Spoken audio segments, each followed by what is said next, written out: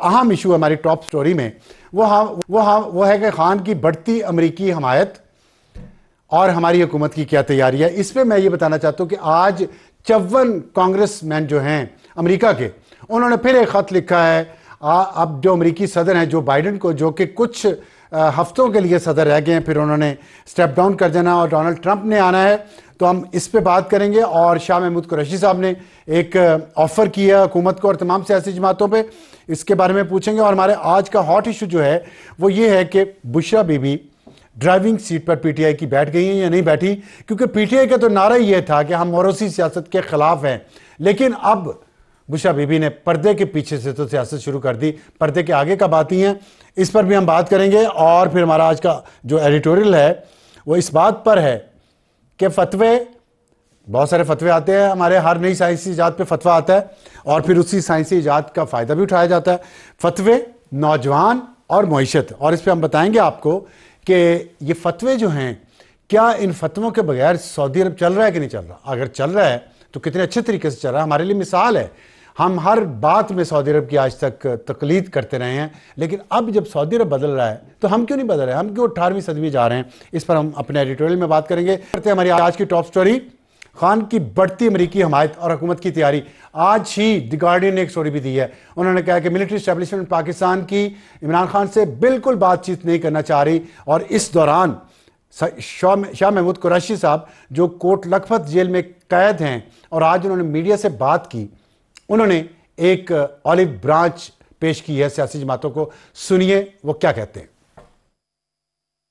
मेरी इन सब कायदीन से गुजारिश है कि तमाम पॉलिटिकल पार्टी जिनके साथ मुख्तलिफ इश्यूज पर हमआहंगी है, रूल ऑफ लॉ है, इंडिपेंडेंस ऑफ जुडिशरी है, ह्यूमन राइट्स है, आइन की बालादस्ती है, उनसे इंगेज कीजिए, कंसेंसस बिल्ड कीजिए, ताकि यकसबा होकर इमरान खान के लिए नहीं, तहरीक इंसाफ के लिए नहीं, एक खुद मुख्तार पाकिस्तान के लिए, पाकिस्तान की आइन के लिए वो हम यकजा हो सके।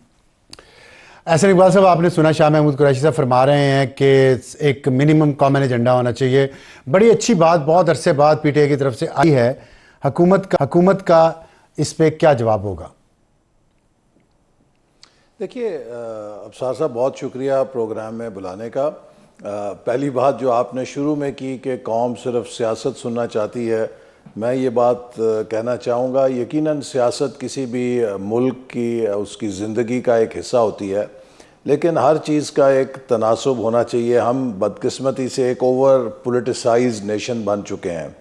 20वीं सदी यकीनन सियासत की सदी थी, 21वीं सदी जो है ये मईशत की सदी है। आप इसमें देखिए कि यहाँ पर आज अक़वाम आलम में ग्रोहबंदी नज़रियात की बुनियाद पे नहीं है, बल्कि इस बुनियाद पे है कि किस मुल्क की कितनी फ़ीकस आमदनी है। G7 का ग्रुप है, उसमें वो ये नहीं पूछते कि आप बादशाहत चलाते हैं, जमहूरियत चलाते हैं या सोशलिस्ट मईशत चलाते हैं, वो कहते हैं कि आपका पर कैपिटा इनकम कितना है। G20 में भी यही पैमाना है, और जो लोग इतने कामयाब नहीं वो फिर G77 के ग्रुपिंग के अंदर आ जाते हैं, जो तरीक़ी पजीद ममालिक है। तो इस सदी में तो सियासत भी वही कामयाब है कि जो मईशत को कामयाब करे, और जो सियासत मईशत को नाकाम करे या मईशत के लिए एक चैलेंज बन जाए, वो 21वीं सदी में सियासत अब रेलेवेंट नहीं रही है। तो हमें भी उसी हवाले से अपने पैमाने और अपना अंदाज़ बदलना चाहिए।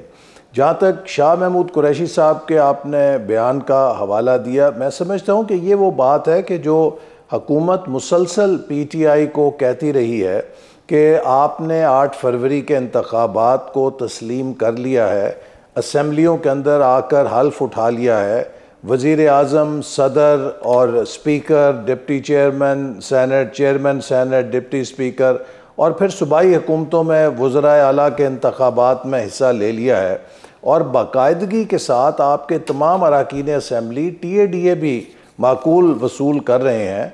तो इसके बाद अब सड़कों पर अफरा तफरी करने की बजाय आप पार्लियामेंट में आएँ और जो कौमी इश्यूज़ हैं इनके ऊपर आइए, हम मिलकर एक कौमी एजेंडा तरतीब दें। हम कौम को देखिए कितने सारे मसाइल में क्या क्या बताऊं कि अगर आप तालीम के अंदर हमारी इस वक्त सूरत देख लीजिए, सेहत के अंदर सूरत हाल देख लीजिए, पॉपुलेशन ग्रोथ में देख लीजिए, हर जगह एक एमरजेंसी है, और इन सब चीज़ों को हम अपनी तकसीम से हल नहीं कर सकते, हम सबको यकजा होना पड़ेगा।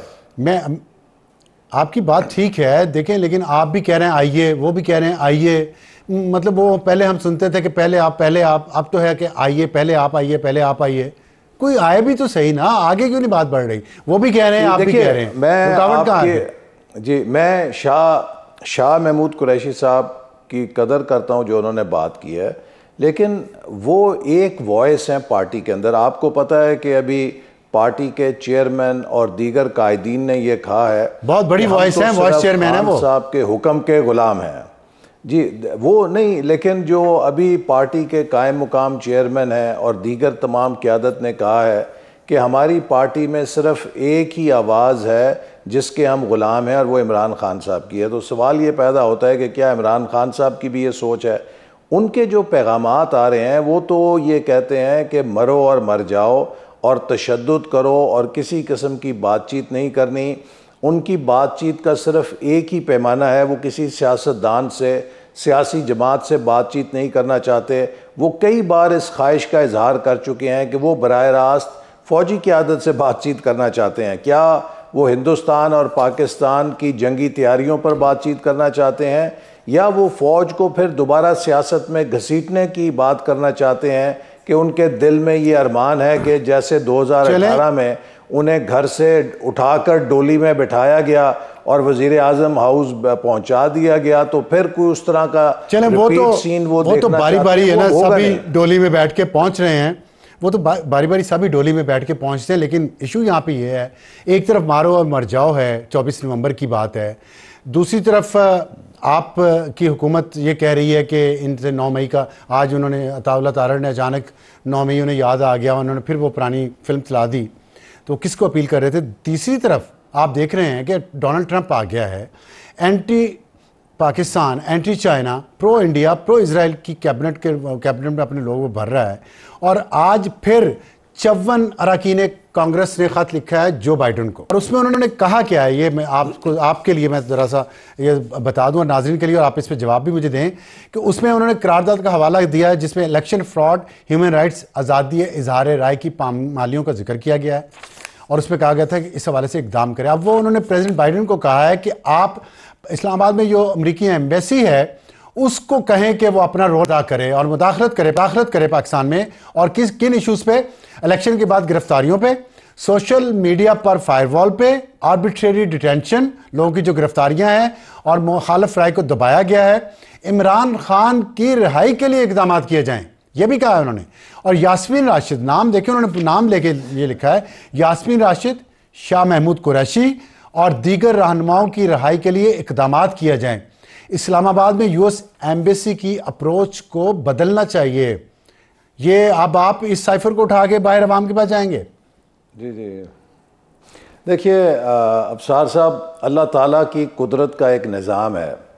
हर वो चीज़ जो इमरान खान साहब कहते थे, आधी से ज़्यादा चीज़ों पर वो जब इक़्तिदार में थे यू टर्न ले चुके थे, और अब जो बाकी मांदा कुछ उन्होंने चेहरे पे पर्दा सजाया हुआ था, एक एक करके अल्लाह ताला की ज़ात उनके चेहरे से पर्दे उठा रही है कि वो शख्स और वो जमात जिसने पूरी कौम को ये समझिए सौदा बेचा कि क्या हम ग़ुलाम हैं और हम अमरीकी मुदाखलत नामंजूर करते हैं, ऊपर से लेकर नीचे तक इस वक्त पूरी PTI की क़यादत, अमेरिका के सदर, नौमुंतखब सदर, उनके कांग्रेसमैन, उनके सेनेटर्स के दरवाज़ों पे सिजदा रेज़ है। कभी ये बरतानिया में हाउस ऑफ लॉर्ड्स में जाते हैं, ऐवान नुमाइंदगान में जाते हैं, वहाँ हाथ बांध के खड़े हो जाते हैं। मुझे ये बताएं, मैं आपसे पूछना चाहता हूँ कि PTI के 4 सालों में मुस्लिम लीग नून का वो कौन सा लीडर है जो उन्होंने झूठे मुकदमों में जेल में नहीं डाला? 2017 में नवाज शरीफ साहब को एक झूठे मुकदमे में, एक सियासी मुकदमे में नाअहल कर और एक ड्रामे के ज़रिए उनको जेलों में डाला गया और बदतरीन सलूक किया गया। और ये इमरान खान साहब जो कहते थे अमेरिका जाके कि मैं नवाज शरीफ साहब की जेल से एयर कंडीशनर उतरवाऊंगा, आज ये भीखे मांग रहे हैं एयर कंडीशनर की। मेरे कहने का मकसद है, मैंने खुद वो जेल भुगती है और बड़े नामुसाइद हालात में भुगती है। क्या हमने कभी किसी अमेरिका की सफारत खाने को, अमेरिका के किसी ऐवान नुमाइंदगान के मेंबर को बरतानिया में, अक़वाम मुत्तहिदा में कोई जाके दुहाई दी, को रोना रोए? हमने अपने केसेस पाकिस्तान के अंदर पाकिस्तान के ऐवानों और अदालतों में लड़े। तो ठीक है, आपने कहा कि ये अल्लाह की कुदरत है, अल्लाह की कुदरत तो हमने देख ली, हुकूमत की भी कुदरत हम देखना चाहते हैं ना, कि ये जो मैंने आपको प्रैक्टिकल जी हुकूमत देखिए, हुकूमत अल्हम्दुलिल्लाह ये मसाइल हैं, हुकूमत की नई एडमिनिस्ट्रेशन आ रही है अमेरिका में, पाकिस्तान में अमेरिका में नई हुकूमत आ रही है, डोनाल्ड ट्रंप की पॉलिसी इससे भी ज्यादा सख्त होगी। जो करारदाद कांग्रेस ने पास की हुई है इमरान खान के हक में, उसमें रिपब्लिकन और डेमोक्रेट्स दोनों हैं। अब रिपब्लिकन की हुकूमत आ रही है जो वाकई बाजू मरोड़ेगी, उस पे हुकूमत, हमारी हुकूमत की तैयारी क्या है? मैं तो ये पूछ रहा हूँ इन इश्यूज पे जिनका भी मैंने जिक्र किया। हुकूमत की तैयारी उसमें है, हमारी सफारतकारी है, और इसीलिए जो हुकूमतों की एग्जेक्टिव ब्रांच है जो कि बाखबर होती है, ये कांग्रेसमैन सेनेटर्स को तो लोग जाके लॉबी करते हैं, अपने अपने हलकों से जाके डोनेशंस देते हैं और उन पर असरअंदाज होने की कोशिश करते हैं, और वो एक एग्जेक्टिव डोमेन में ऑपरेट नहीं करते। आपने इसीलिए देखा है कि बरतानिया हो, अमेरिका हो या दीगर ममालिक हों, और वो अपने सफारत खानों के ज़रिए यहाँ के हालात से, वाक़यात से बाखबर होते हैं, और उनके नज़दीक रियासत की पॉलिसी चलाने के जो तकाज़े हैं वो भी पेश नज़र होते हैं। तो पाकिस्तान की अल्हम्दुलिल्लाह जो हक़ाइक़ हैं, और आपने देखा आज ही गालिबन बरतानिया में भी उनके वज़ीर ख़ारजा ने यह कहा कि जो अंदरूनी मामलात हैं किसी मुल्क के, हम उनके अंदर मुदाखलत नहीं कर सकते, और पाकिस्तान के अंदर भी कोई बैरूनी ताकत मुदाखलत करके हमें ये नहीं बता सकती कि हमने अपने मुल्क को कैसे चलाना है। ये सब एक दूसरे का एहतराम करते हैं। हम अमेरिका के किसी दाखिली सियासी तनाज़े के अंदर फरीक नहीं बन सकते। इसी तरह कोई भी दूसरी हुकूमत हमारे अपने दाखिली जो तनाज़ात हम तो नहीं बन सकते, ये बात ठीक है, हम नहीं बन सकते, हम तो नहीं बन सकते, इसलिए लेकिन अमेरिका तो बनता रहा है, पहले भी बनता रहा है, हमारे सामने सिर्फ एक चैलेंज, पाकिस्तान में भी बनता रहा है, सब कुछ हो रहा है, इसका एक ही टारगेट है कि पाकिस्तान की मईशत जो बहाल हो रही है, पाकिस्तान में हालात तब्दील हो रहे हैं, पाकिस्तान में दुनिया भर के सरमायाकारों का कॉन्फिडेंस बहाल हो रहा है, ये मुल्क के अंदर इंतशार पैदा करके ये मुल्क को दोबारा महंगाई के अजाब में फेंकना चाहते हैं, मुल्क से सरमायादारों को दौड़ाना चाहते हैं, पाकिस्तान से CPEC फेज़ 2 को रोकना चाहते हैं, SIFC के ज़रिए जो अरबों डॉलर की अब कमिटमेंट्स आ रही हैं उनको रोकना चाहते हैं। और पाकिस्तान के लोग देख रहे हैं कि हमने जो मेहनत की है उसके नताइज सामने आ रहे हैं। आपकी स्टॉक मार्केट 95,000 पे जा पहुंची है और नए रिकॉर्ड बना रही है। आपकी महंगाई की शरह 38% से गिर के 7% पर आ गई है। जो तरसीलात हैं उसमें 44% इजाफा हुआ है। मुझे ये बताएं, तो ये सब पॉजिटिव इंडिकेटर्स हैं, और हमें तो अब बड़े देखिए, मैं एक बात अगर ये कहूंगा, इस पॉजिटिविटी को एक्सप्रेस करना चाहती है, और पीटीआई जो है इसके खिलाफ 23 साल के बाद हमने 100 साल जब पूरे होंगे आजादी के, अपने हमसाया मुल्क के साथ तारीख में खड़े होना है कि हम कहां खड़े हैं और वो कहां खड़े हैं। हमने 77 साल जाए किए हैं, अगले 23 साल हम किसी को जाए नहीं करने देंगे इंशाल्लाह। मेरी आवाज आ रही है एहसन साहब आपको? जी जी आ रही है जी। अब मैं ये कह रहा हूँ, मेरा सवाल ये था, जितनी आपने बातें गिनवाई हैं और उससे ये लगता है कि पीटीआई साजिश कर रही है कि पाकिस्तान की मईशत जो है वो पटरी पे ना चढ़ सके, और आपकी हुकूमत बहुत कोशिश कर रही है कि वो पटरी पे चढ़ जाए, बल्कि चढ़ रही है।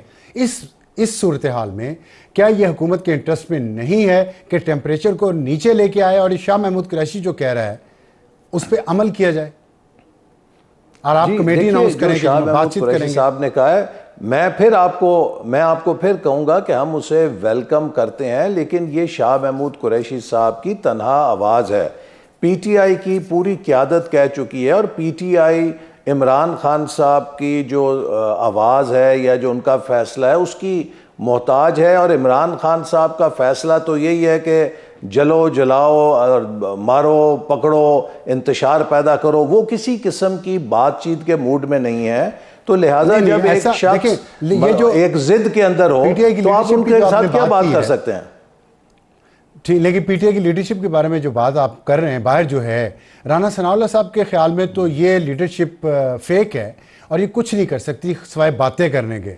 तो उनमें तो कोई ऐसी जान नहीं है, वो तो खाली खान के कहने पे ये नारे लगा रहे हैं। तो अगर आप इनिशिएटिव लें, नहीं तो यही मैं आपसे बात कर रहा हूँ ना, मैं आपसे यही बात कर रहा हूँ कि पीटीआई की क़यादत कह चुकी है कि हम सिर्फ इमरान खान साहब के गुलाम हैं, हमारी कोई हैसियत नहीं है। वो इमरान खान साहब के सामने एक ज़ाती मुलाजिम की तरह हाथ बांध के खड़े होते हैं। तो इमरान खान साहब की जो सोच है वो तो किसी किस्म की डायलॉग की सोच नहीं है, और वो तो जो डायलॉग करना चाहते हैं वो सिर्फ फौज के साथ करना चाहते हैं, और फौज ने इनकार कर दिया। आज गार्डियन की ये खबर है। अच्छा, ये बताइएगा, आपने डिसमिस कर दिया है कि कोई इन्फ्लुएंस नहीं कर सकती कांग्रेस के ये लोगों की जो करारदाद है या उनका जो खत हैं, और एग्जेक्टिव और तरह से काम करती है। चले, मैं for the sake of argument में आपकी बात मान लेता हूँ कि डोनाल्ड ट्रंप भी आएगा तो कोई दबाव नहीं पाकिस्तान पे डाल सकेगा। 24 नवंबर को जो एहतजाज कर रही है इस्लामाबाद की तरफ PTI, बड़ी तैयारियां कर रहे हैं उसके बारे में, तो आपके ख्याल में हुकूमत फिर उसको उसी तरह पूरे शहर और सड़कें बंद करके रोकेगी, या आपकी कोई और बेहतर स्ट्रेटजी भी है? सख्ती से रोकेंगे या नरमी से? देखिए जो PTI का ट्रैक रिकॉर्ड है, आप 2014 से देखें, ये एक मुसलसल पुरतशद्दुद सियासत कर रहे हैं। इन्होंने धरने दिए, पाकिस्तान की पार्लियामेंट पे हमला किया, PTV स्टेशन को जलाया, पेशावर के अंदर रेडियो पाकिस्तान जला के खाक कर दिया। इन्होंने हर पाकिस्तान की फ़ौजी तनसीब पे हमले किए, GHQ पे हमले किए, कायदे आज़म की निशानी को जला के राख कर दिया। ये सिर्फ धरनों की घिराव जलाओ की सियासत करते हैं। सुप्रीम कोर्ट के ऑर्डर्स थे, आपने रेड जोन में नहीं आना, उसको पामाल कर दिया। ये किसी की बात नहीं सुनते। अब सवाल यह है कि क्या हुकूमत एक खामोश तमाशाई बनकर एक ऐसे जत्थे को जो मुल्क के अंदर एनार्की फैलाना चाहता है सब कुछ उसके हवाले कर दे और दुनिया के सामने पाकिस्तानी रियासत की बेबसी की एक तस्वीर पेश करे, या हम दुनिया को बताएं कि ये इंतशार करने वाला जो टोला है ये इस पोजीशन में नहीं है कि ये पाकिस्तान की रियासत के अंदर बदअमनी पैदा करे। लिहाजा अवाम के जान और माल का तहफ़्फ़ुज़ करना, पाकिस्तान के अंदर जो कैपिटल के अंदर पाकिस्तान के अपने स्ट्रेटिजिक एसेट्स हैं, फिर डिप्लोमेटिक एरियाज़ हैं, इन सब की हिफाजत करना हुकूमत की जिम्मेदारी है। और जो भी उसके लिए जब आप पूरा शहर बंद कर देंगे, दरकार होगी, हम जरूर पूरा करेंगे। तो फिर भी तो ये मैसेज जाएगा ना कि ये क्या शहर है, क्या कैपिटल है, सब कुछ बंद है। लोग ये मैसेज उसके मुकाबले में बहुत नरम है कि जहाँ पर ये मैसेज जाए कि पार्लियामेंट को जला दिया गया, पार्लियामेंट को कब्ज़ा कर लिया गया, या गैर मुल्की सफारत खानों में तोड़ फोड़ कर दी गई, या पाकिस्तान के और पार्लियामेंट के अलावा जो नशरियात के इदारे हैं, जो 9 मई को जो कुछ हुआ था, क्या हम खामोश तमाशाई बनकर इनको 9 मई का एक नशर मुकर्रर करने दें या उससे रोकें? मैं समझता हूँ कि ये हक़ है हमारा, जो हमें ज़िम्मेदारी मिली है कि हम पाकिस्तान के शहरियों और पाकिस्तान के असासों की हिफाजत करने के लिए हर वो इकदाम करें जो पाकिस्तान में इंतशार को नाकाम बनाए। और मैं ये बात कहना चाहता हूँ कि आपने 9 मई का जिक्र किया, पाकिस्तान एक मिनट मेरी बात अफसार साहब, देखिए हमने बड़ी मेहनत से पाकिस्तान को इस रिकवरी के पाथ पे लाए हैं, हम इसकी हिफाजत करेंगे, और किसी ने अगर इसको डिसरप्ट करने की कोशिश की तो उसके साथ बहुत सख्ती से पेश आएंगे। ये भी बहुत सोची समझी बात है। ठीक है, चलें, आपकी तरफ से क्लैरिटी से एक बात आई है, बड़ी अच्छी बात है। ये बताइएगा, अभी आपने 9 मई का जिक्र किया, आज अताउल्लाह तारड़ साहब ने एक प्रेस टॉक भी की है, उन्होंने एक फुटेज रिलीज की है और उन्होंने कोई अपील टाइप चीज़ की है कि 9 मई के किरदारों को कैफरे किरदार तक पहुंचाया जाए। किसको कह रहे थे वो ये बात? यकीनन वो ये अपील जो है अदालत से कर रहे होंगे।